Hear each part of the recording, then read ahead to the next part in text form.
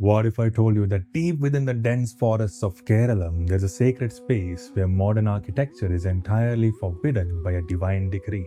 A place where an ancient temple surviving for thousands of years, which opens for just 28 days in a year, and then completely vanishes and returns to nature. Namaste, I'm K. Kumar, author and screenwriter. In today's episode of Chaturya, the fourth stage, we're going to talk about Kottiyoor Mahadeva Kshetram in Kerala. If you haven't subscribed to this channel, then please subscribe and hit the bell icon for more notifications. The Sri Kottiyoor Mahadeva Kshetram is located in the forested valleys of Vysakha mountain range in Kerala's Kannur district. To the modern eye, a temple is defined by its stone walls, its towering gopurams, vimanas, dhwajastambham, and its locked garbhagriha. But Kottiyoor shatters this definition completely, operating on an extraordinary dual shrine system that splits a single sacred space across the banks of the Bhavali river. On the western bank stands Ikkare Kottiyoor. This is a structured, permanent world of human settlement, a traditional temple built in the style of Kerala architecture. It features sloping tiled roofs designed to withstand the brutal Malabar rains, solid walls, and intricate wood carvings. It serves as an administrative and worship center for 11 months of the year. But cross the cold waters of the Bhavali River to the eastern bank, and you step into the Ikkare Kottiyoor. Here, the rules of human civilization completely dissolve. By ancient religious injunction, not a single permanent structure of stone, brick, or concrete is allowed on this holy ground. There are no walls, no roofs, and no doors. The central deity is a Swayambhu, that is a self-manifested Shiva Lingam that sits entirely exposed to the elements of nature on a simple circular platform of river stones called a Manittara. The Shiva Lingam sits directly in the middle of a shallow spring-fed sacred pond, and next to it lies the Ammarakallatara, a sacred stone platform representing the primordial feminine energy, the Shakti, the Prakriti. For 11 months of the year, this eastern bank, Ikkare Kottiyoor, is left completely untouched, abandoned to the wild creeping vines and roaming wildlife of the Western Ghats. No human is permitted to step onto this ground. But during the annual 28-day Vysakha Mahotsavam festival, which occurs in the peak of summer, this silent forest is temporarily transformed into a bustling, open-air Vedic hermitage. Using only organic, biodegradable materials, bamboo, palm leaves, and coir rope, with absolutely no metal fasteners or modern binders, artisans and priests erect a temporary village of thatched huts. And the moment the festival concludes, the structures are completely dismantled and the forest instantly reclaims the space. It is a rare, living artifact of the ancient, pre-structural open-air worship of ancient Bharata. But why is there no permanent architecture? Why is there no proper temple? Why is it open to nature? In order to understand why this land refuses to hold permanent architecture, we must peel back the layers of a Puranic chronology. This forest is not just a temple site. It is believed to be the physical location of the Daksha Yaga, the foundational cosmic tragedy that reshaped Hinduism as we know it today. According to the Puranas, Daksha Prajapati organized a grand yajna here to demonstrate his imperial supremacy over both mortal and divine realms. Daksha was Devi Sati's father. Sati had married Mahadeva Shiva against Daksha's wishes. So Daksha harbored a deep-seated contempt for Mahadeva Shiva. The king deliberately excluded Shiva and Sati from the grand yajna. And driven by a desire to resolve the family conflict, Devi Sati attended the yajna despite Shiva's explicit warnings. Upon her arrival, Daksha launched into a humiliating public denunciation of her husband. But unable to tolerate the desecration of Shiva's divine status, Sati withdrew her life force, immolating herself in the sacrificial fire of the yajna through her internal spiritual power. Learning of his Sati's death, Mahadeva Shiva's grief turned into cosmic rage. He performed the destructive Tandava Nrityam and tore a lock of his matted hair and beat it against the ground, manifesting the fierce warrior deities Veerabhadra and Bhadrakali. It is believed that they descended upon this very forest, disrupting the sacrifice, rooting the gods, and decapitating King Daksha. Among casualties was Bhrigu Maharshi, who had mocked Shiva's asceticism by patting his own long white beard. and in retaliation, Shiva's warriors ripped the bear completely from the sage's face. To prevent the total collapse of cosmic order, Prajapati Brahma and Bhagavan Vishnu intervened, pleaded with Shiva to pacify his wrath. Shiva calmed, agreeing to restore Daksha's life to complete the ritual. Because Daksha's original head had been consumed by the sacrificial fire, the head of a lamb was fixed to his body, forever breaking his egotistical pride. But Mahadeva Shiva was still heartbroken.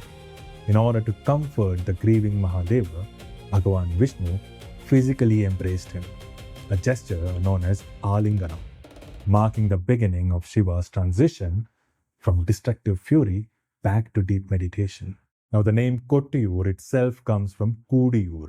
The Malayalam word Kudi means gather, and Uru means place, signifying that this was the place where the gods met to resolve the cosmic crisis. Following the destruction of the Daksha Yaga, the sacrificial grounds were reclaimed by the jungle for centuries, until a dramatic encounter brought it back to light.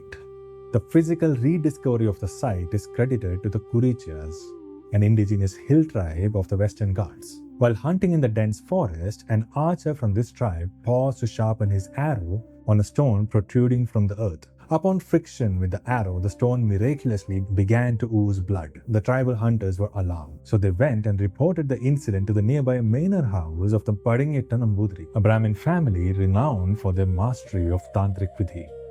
The Nambudri, guided by intuition, realized a powerful deity was manifesting there in that stone. And that is the reason why the stone kept bleeding. Now they had to control the bleeding, so they performed various abhishekams using water, ghee and milk, but the flow didn't stop. It was only when they poured the water of tender coconut over the stone that the bleeding stopped. This initial event established the central rituals of the temple, cementing an enduring relationship between the temple and the local agricultural communities. Later, Jagadguru Adi Shankaracharya visited this site and systematically codified its complex ritual structures. Upon arriving at the Vavali river, during the non-festival period, Shankaracharya perceived the raw, volatile presence of Mahadeva Shiva at the open structure.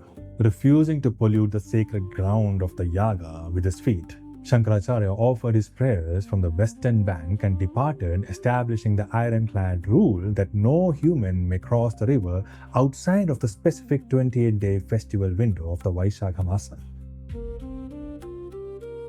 Today, the annual 28-day festival operates as a living, breathing reenactment of the tragedy and dissolution of Daksha's Yajna.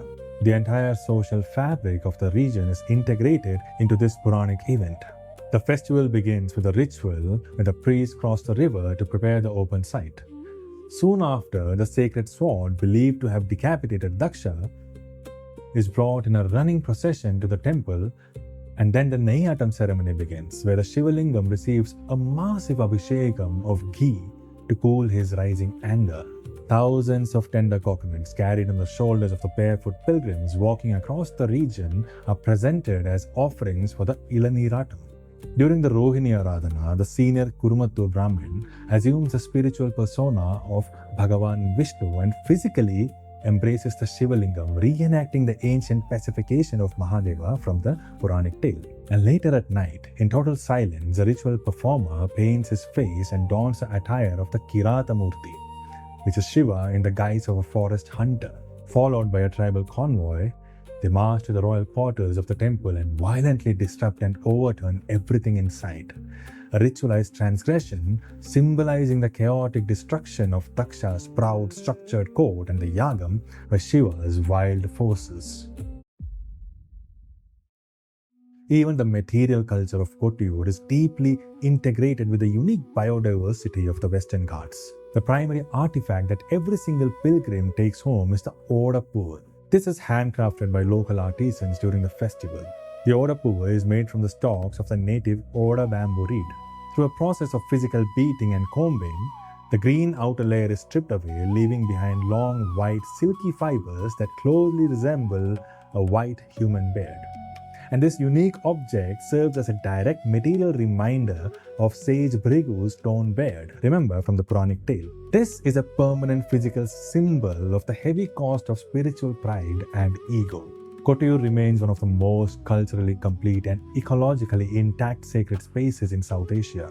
It stands as a living proof of an ancient time when human society, architectural design, and spiritual practice were completely aligned with the movements and boundaries of the natural world. But as we look at the macro geography of our Puranas, a fascinating mystery emerges.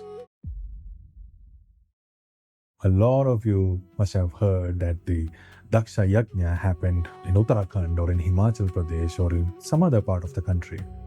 While the people of Malabar have preserved the open-air rituals of Kottiyoor for millennia, this is not the only landscape or place in India that claims to be the ground of the Daksha Yaga. If you travel thousands of kilometers north to the foothills of the Himalayas to a town called Kannur near Haridwar, you will find the ancient Daksheshwara Mahadeva temple. I made a reel on my Instagram about this temple. You'll have to follow me on Instagram @the Kumar to watch that reel. Now, the local lore there firmly asserts that Kannur was the capital of King Daksha and the true site of Sati's self-immolation. Now go further east to the high-altitude terrains of Assam or into the specific regions of Himachal Pradesh, and local folk traditions will point to their own mountains as the absolute coordinates where Shiva's rage unleashed Veerabhadra. But why does this happen?